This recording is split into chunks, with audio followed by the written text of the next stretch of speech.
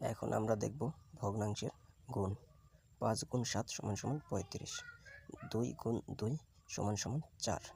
এখন আমরা দেখব ভগ্নাংশের ভাগ।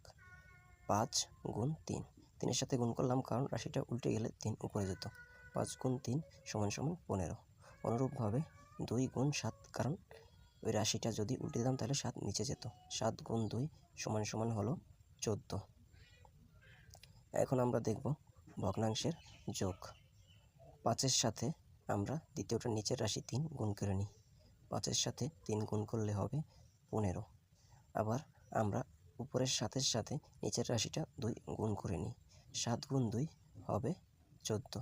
এই রাশি দুইটার মাঝখানে যোগ চিহ্ন হবে। আর আমরা নিচের রাশি 3 ও 2 দুইটা গুণ করে নিব। 3 আর 2 গুণ করে নিলে 15 আর 14 যোগ করলে হবে 29 এবং 3 আর 2 গুণ করলে হবে 6।